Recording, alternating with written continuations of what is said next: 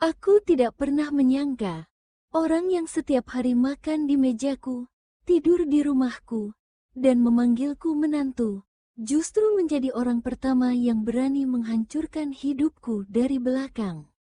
Aku baru tahu semuanya saat sertifikat rumah yang kubangun dengan air mata dan keringatku sendiri sudah berpindah tangan, digadaikan diam-diam demi menutup hutang pinjol orang lain. Saat itu aku tidak langsung marah, tidak berteriak, tidak melawan. Aku hanya diam, karena aku tahu, pengkhianatan sebesar ini tidak akan selesai dengan tangisan.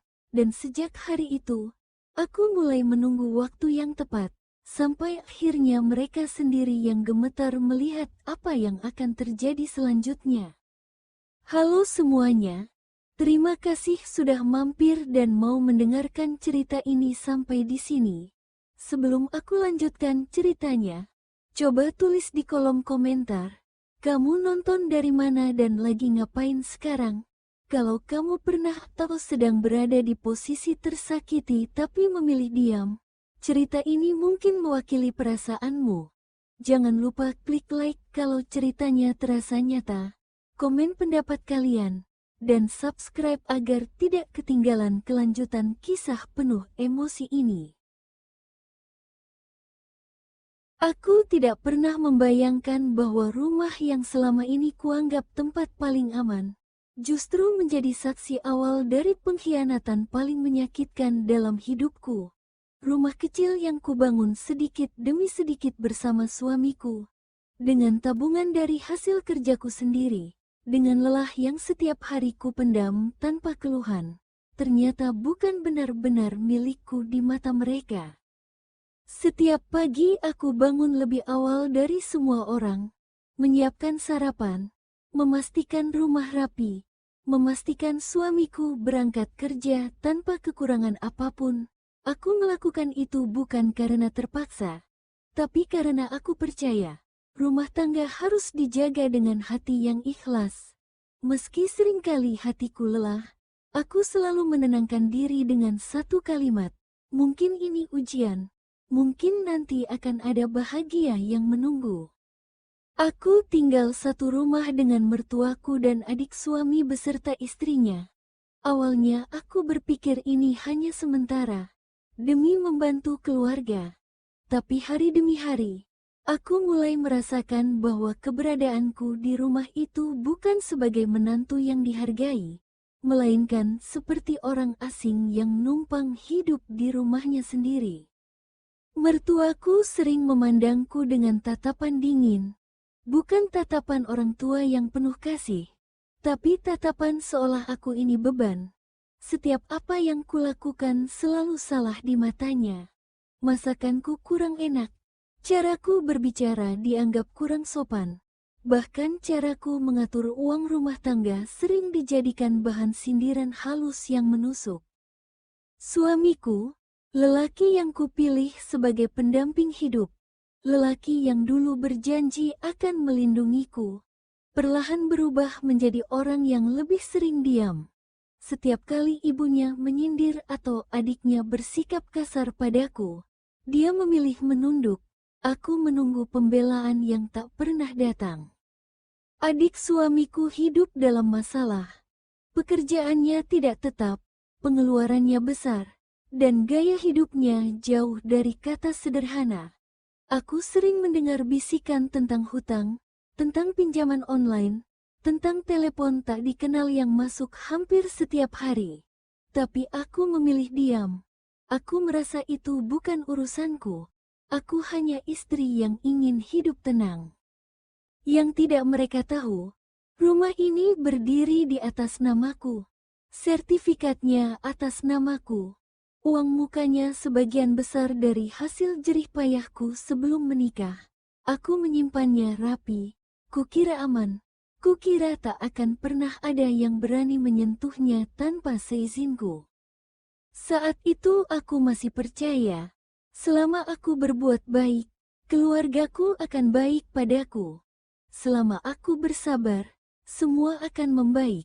Aku belum tahu bahwa di balik sikap diam mereka, ada sesuatu yang sedang direncanakan. sesuatu yang perlahan, tapi pasti, akan menghancurkan hidupku dari dalam. Dan semua itu, baru saja dimulai. Hari-hariku berjalan dengan perasaan yang makin berat. Meski aku berusaha menutupinya dengan senyum, aku masih melakukan semua tugasku seperti biasa. Memasak, membersihkan rumah, mencuci pakaian mereka semua. Bahkan sering membantu menjaga anak-adik suamiku tanpa pernah diminta. Aku berpikir, mungkin jika aku cukup berguna, mereka akan berhenti memandangku rendah. Namun kenyataannya justru sebaliknya. Mertuaku semakin sering mengatur dan mencampuri urusan pribadiku. Dari jam berapa aku pulang kerja, gajiku habis untuk apa, sampai mengapa aku belum juga punya anak. Setiap pertanyaan itu disampaikan dengan nada seolah aku perempuan yang gagal. Seolah semua masalah di rumah ini berawal dariku. Aku pernah mencoba berbicara baik-baik pada suamiku.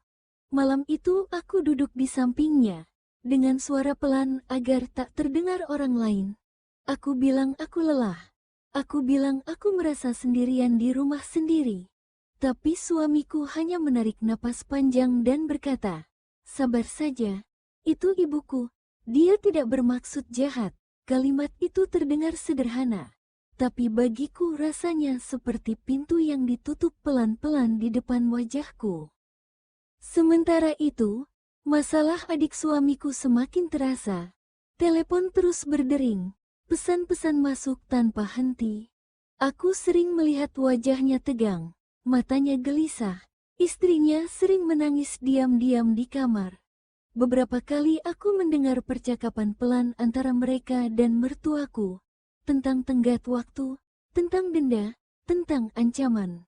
Setiap kali aku lewat, percakapan itu langsung terhenti. Aku mulai merasa ada sesuatu yang disembunyikan dariku. Tapi setiap kali aku bertanya, jawabannya selalu sama. Tidak ada apa-apa, jangan ikut campur. Aku kembali diam, menelan kecurigaan itu sendirian. Suatu hari, aku mendapati laci tempat aku menyimpan berkas-berkas penting terlihat berantakan. Tidak ada yang hilang. Setidaknya itu yang kupikirkan saat itu. Aku mencoba mengabaikannya, menganggap mungkin aku sendiri yang lupa merapikannya. Aku masih ingin percaya, aku masih ingin berpikir baik. Malam-malamku mulai dipenuhi kegelisahan. Aku sering terbangun tanpa sebab. Jantung berdebar, seolah ada bahaya yang mendekat.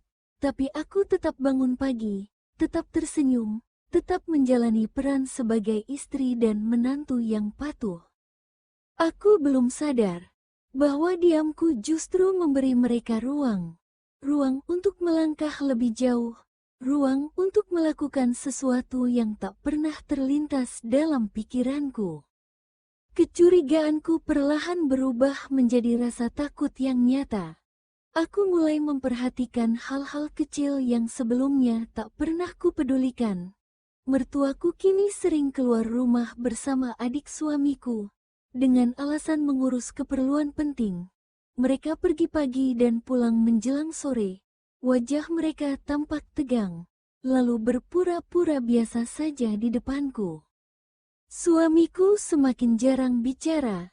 Setiap pulang kerja, ia langsung masuk kamar atau sibuk dengan ponselnya. Jika kutanya, jawabannya singkat dan dingin.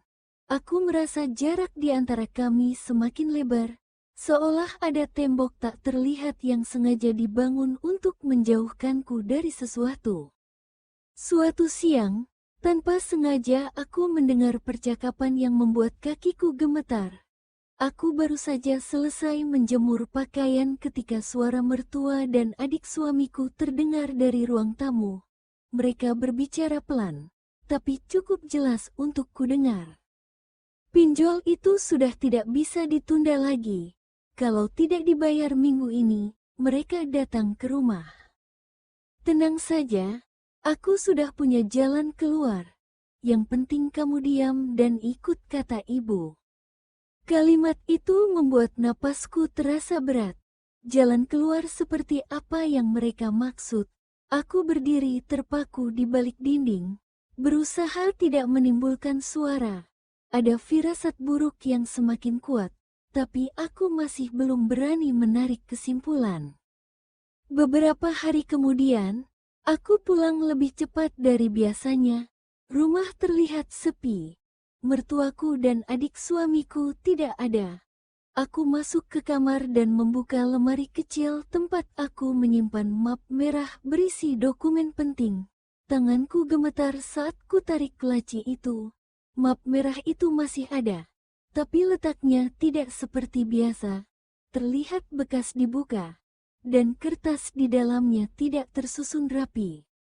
Hatiku mulai berdegup kencang. Aku membuka satu persatu isi map itu. KTP, kartu keluarga, akta nikah, semuanya ada. Tapi saat ku cari sertifikat rumah, tanganku berhenti di udara.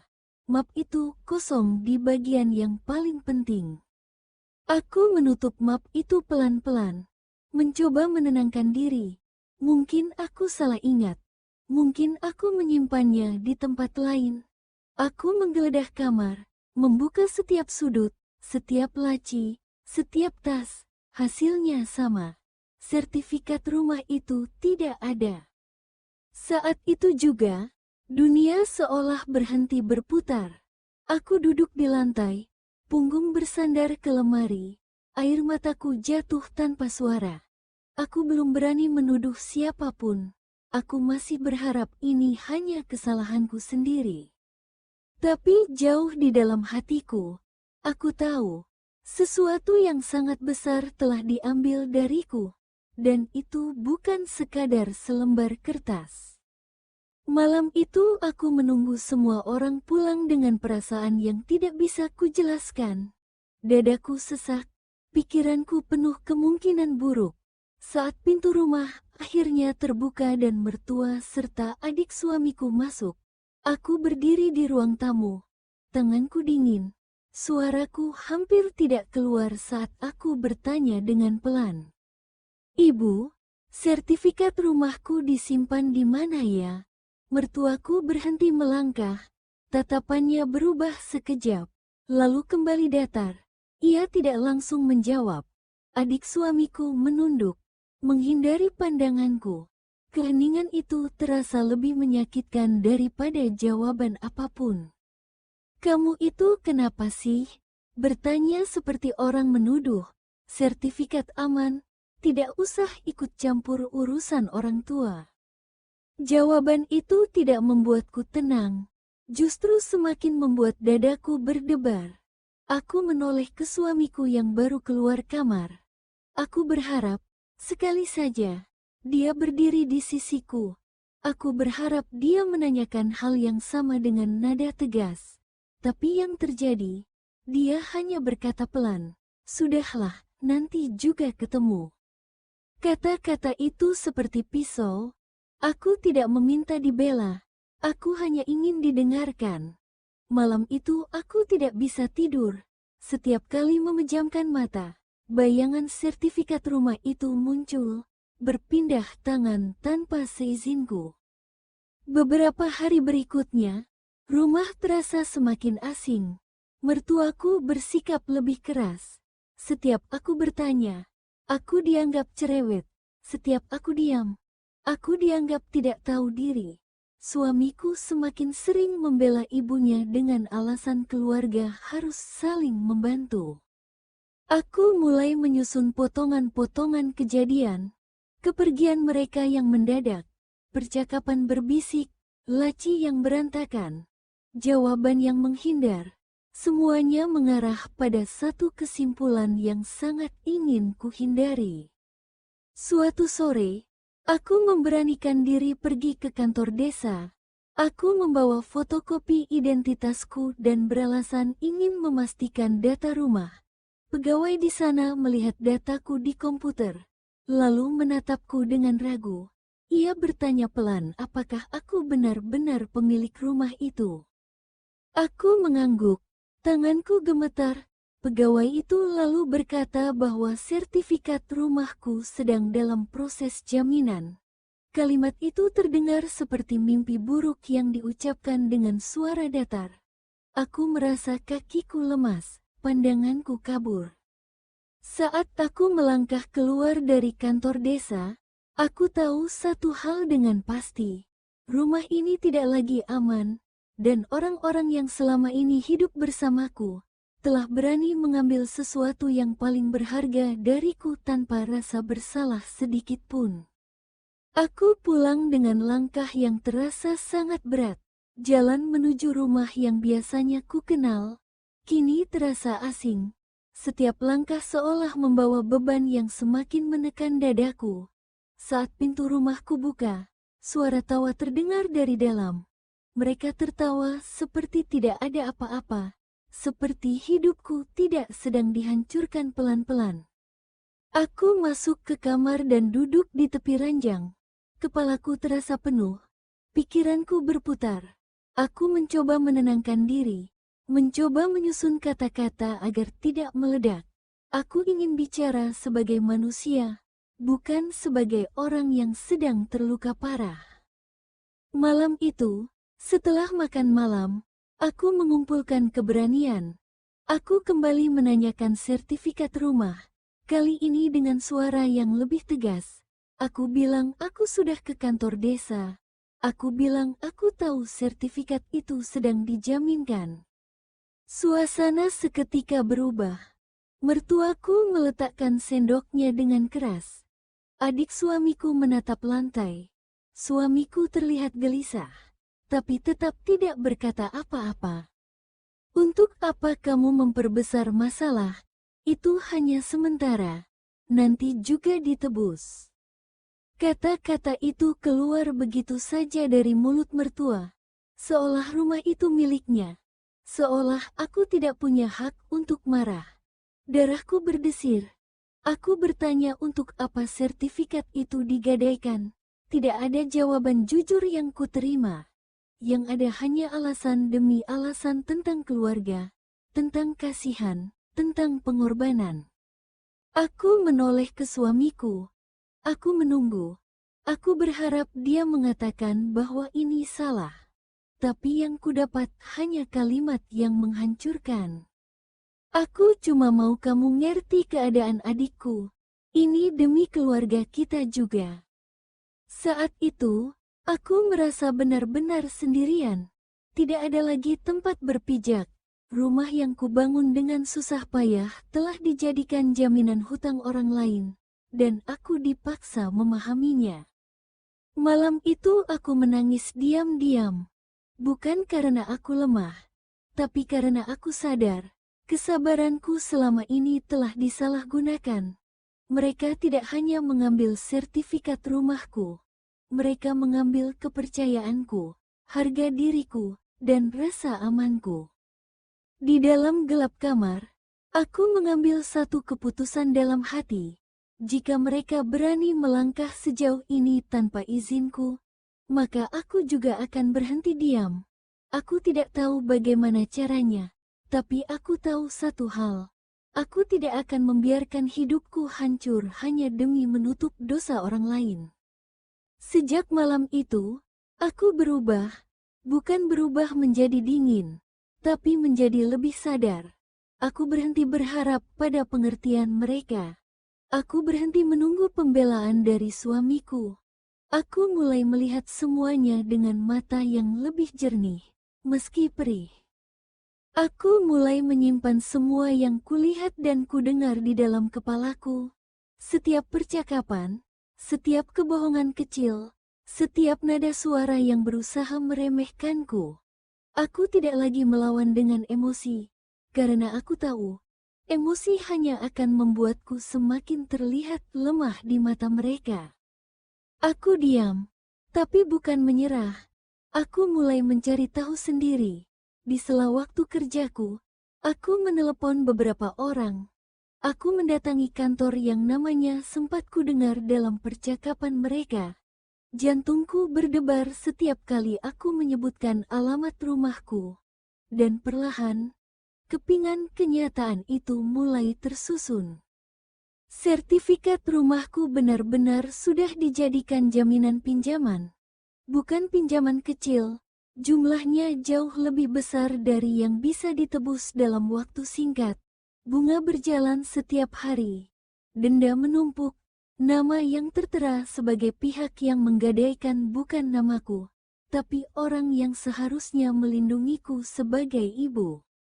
Aku duduk lama di luar kantor itu, menahan air mata. Aku teringat setiap malam aku pulang kerja dengan tubuh lelah. Setiap rupiah yang kukumpulkan, setiap mimpi sederhana tentang rumah yang tenang, semuanya terasa dirampas tanpa izin. Saat aku pulang, aku melihat rumah dengan cara yang berbeda. Aku memperhatikan dindingnya, lantainya, pintunya. Semua ini bisa hilang kapan saja. Dan orang-orang di dalamnya masih tidur dengan tenang, seolah bukan aku yang akan kehilangan segalanya. Suamiku masih bersikap seolah semua baik-baik saja.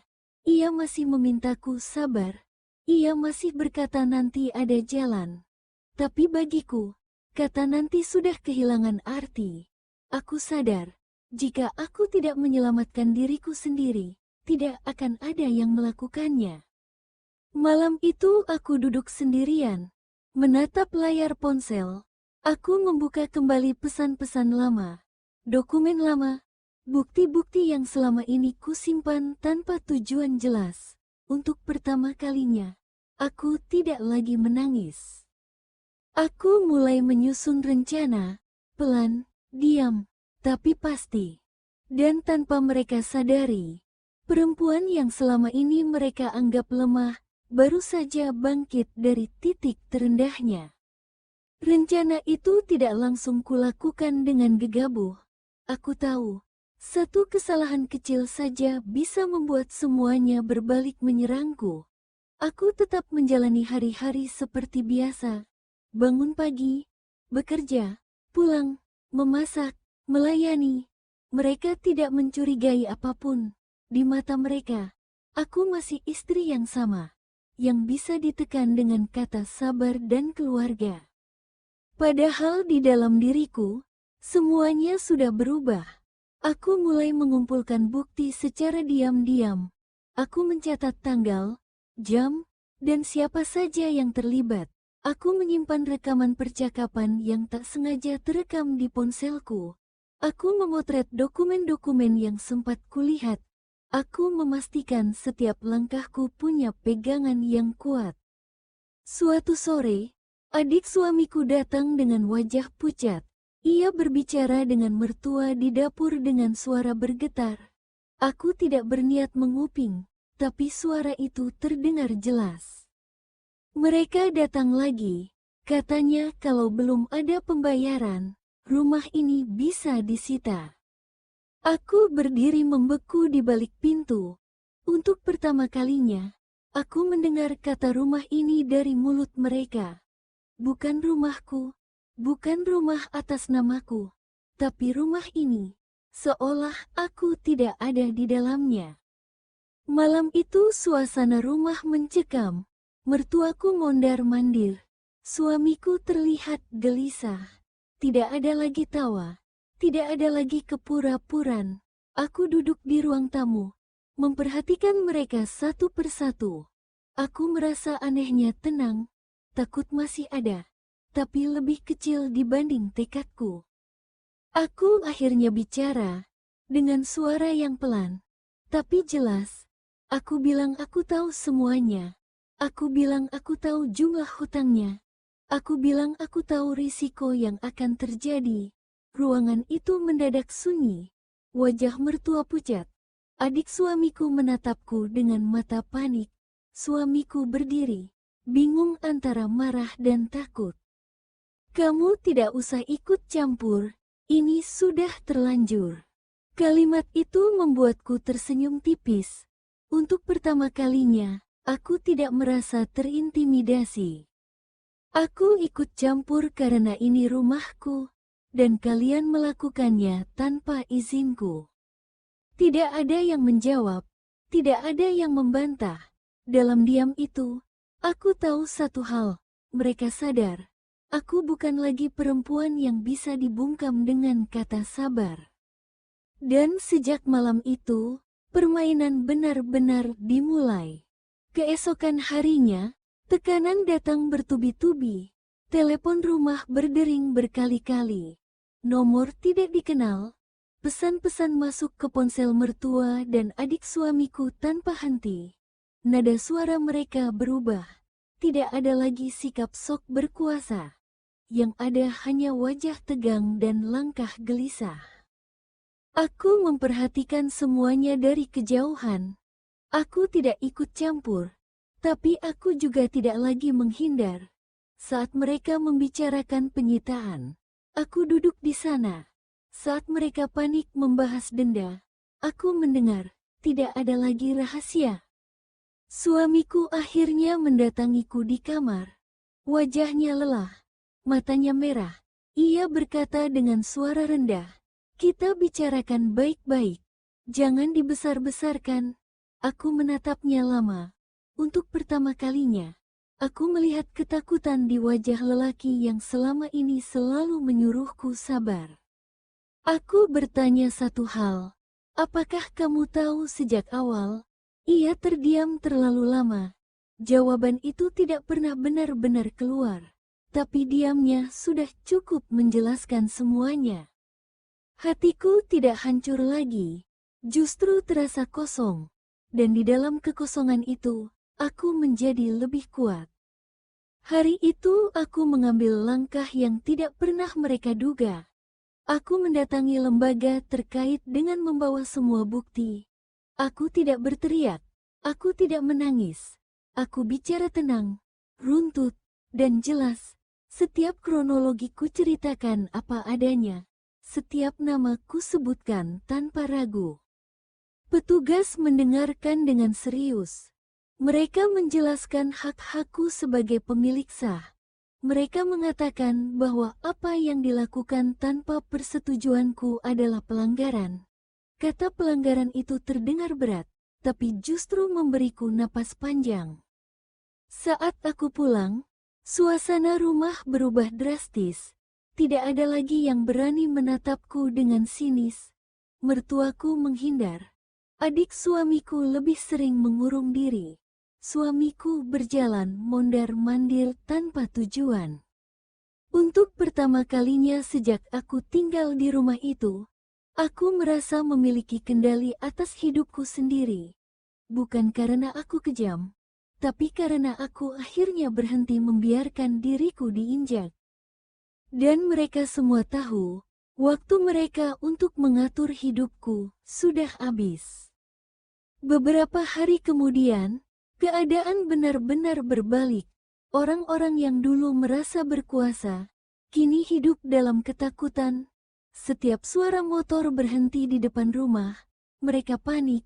Setiap ketukan pintu, wajah mereka pucat. Aku melihat semuanya, dan untuk pertama kalinya, aku tidak lagi merasa kasihan. Suamiku mulai berubah sikap. Ia menjadi lebih lembut. Lebih sering mengajakku bicara. Ia meminta aku tenang. Meminta aku tidak membawa masalah ini lebih jauh. Ia berkata semua bisa diselesaikan secara kekeluargaan. Kata kekeluargaan itu terdengar lucu bagiku. Karena selama ini kata itu hanya digunakan untuk membungkamku. Aku menjawab dengan tenang. Kekeluargaan seharusnya tidak dimulai dengan kebohongan. Kekeluargaan tidak mengorbankan satu orang demi menyelamatkan yang lain. Mertuaku akhirnya mendatangiku. Ia duduk di hadapanku, tidak lagi berdiri dengan dada membusung seperti dulu. Suaranya bergetar saat ia berkata bahwa ia hanya ingin menolong anaknya. Ia menangis, memohon agar aku mencabut laporan, agar semuanya bisa kembali seperti semula. Aku menatap wajah perempuan yang selama ini meremehkanku. Aku ingat setiap sindiran, setiap tatapan tajam, setiap perlakuan yang membuatku merasa kecil. Aku tidak membalas dengan kemarahan. Aku hanya berkata bahwa yang kulakukan bukan balas dendam, tapi menyelamatkan hidupku sendiri. Hari itu aku mulai menyiapkan kepergianku. Aku mengemas barang-barangku pelan-pelan. Bukan karena aku kalah, tapi karena aku memilih keluar dengan kepala tegak. Rumah ini sudah tidak lagi menjadi tempat yang sehat bagiku. Saat aku mengangkat tas terakhir, suamiku berdiri di depan pintu. Matanya basah. Ia bertanya apakah aku benar-benar akan pergi. Aku menjawab bahwa aku hanya pergi dari orang-orang yang menyakitiku, bukan dari hidupku. Dan saat aku melangkah keluar rumah itu, untuk pertama kalinya dalam waktu yang sangat lama, napasku terasa ringan. Kepergianku meninggalkan kekosongan yang tidak pernah mereka bayangkan sebelumnya. Rumah itu menjadi sunyi, bukan karena aku tidak ada, tapi karena semua yang selama ini kutahan kini muncul ke permukaan. Masalah hutang tidak hilang hanya karena aku pergi, justru semakin nyata. Tanpa namaku, tanpa penghasilanku, tanpa kesabaranku yang selama ini menutup retakan, semuanya runtuh lebih cepat. Pihak pemberi pinjaman mulai bersikap lebih keras. Tenggat waktu semakin sempit. Janji-janji yang dulu diucapkan dengan mudah kini tidak lagi berarti apa-apa. Suamiku mulai merasakan hidup tanpa perisai. Ia harus menghadapi ibunya yang panik, adiknya yang putus asa, dan kenyataan bahwa semua keputusan yang ia anggap demi keluarga ternyata menghancurkan rumah tangganya sendiri. Tidak ada lagi tempat bersembunyi di balik kata sabar. Di sisi lain, hidupku perlahan menemukan ritmenya kembali. Aku tinggal sementara di tempat yang sederhana, tapi tenang, tidak ada sindiran, tidak ada tekanan. Aku bangun pagi dengan pikiran jernih, bekerja dengan fokus, dan pulang tanpa rasa takut. Aku mulai menyadari betapa berat beban yang selama ini kupikul tanpa kusadari. Aku tidak merasa menang. Aku hanya merasa kembali menjadi diriku sendiri. Beberapa minggu kemudian, aku dipanggil untuk proses selanjutan. Semua berjalan sesuai aturan. Fakta demi fakta terungkap. Tidak ada lagi yang bisa diputar balik. Tindakan yang dulu dianggap sepele, kini berdiri sebagai kesalahan yang nyata. Mertuaku datang dengan tubuh yang terlihat lebih tua dari sebelumnya. Wajahnya tidak lagi keras. Ia meminta maaf, bukan dengan suara tinggi, tapi dengan nada yang penuh penyesalan. Ia mengakui bahwa keserakahan dan rasa takut telah membutakannya, bahwa ia salah menilai perempuan yang selama ini hidup bersamanya. Adik suamiku juga menunduk. Tidak ada pembelaan, tidak ada alasan, hanya penyesalan yang terlambat. Suamiku berdiri di hadapanku dengan mata kosong. Ia mengatakan satu kalimat yang paling ingin ku dengar sejak awal. Aku salah karena tidak melindungimu. Aku mendengarnya tanpa air mata. Bukan karena aku tidak terluka, tapi karena luka itu sudah sembuh menjadi pelajaran. Aku memaafkan, bukan untuk mereka, tapi untuk diriku sendiri. Namun memaafkan tidak berarti kembali ke keadaan semula. Kini aku berdiri di hidupku sendiri, dengan kaki yang lebih kokoh. Aku tidak lagi mencari pengakuan dari siapapun. Aku tahu siapa diriku, dan aku tahu apa yang pantas ku terima. Rumah itu tetap menjadi milikku, bukan hanya secara hukum, tapi secara makna. Karena aku telah memperjuangkannya dengan keberanian yang lahir dari rasa sakit. Mereka yang dulu menganggapku lemah, kini harus menerima kenyataan bahwa diamku bukan ketidakberdayaan. Aku tidak membalas kejahatan dengan kejahatan. Aku hanya berhenti membiarkan diriku disakiti. Dan jika suatu hari ada yang bertanya siapa aku sebenarnya, aku akan menjawab dengan tenang. Aku adalah perempuan yang hampir kehilangan segalanya, tapi memilih bangkit. Perempuan yang belajar bahwa mencintai diri sendiri bukanlah dosa. Dan dari titik itulah, hidupku benar-benar dimulai.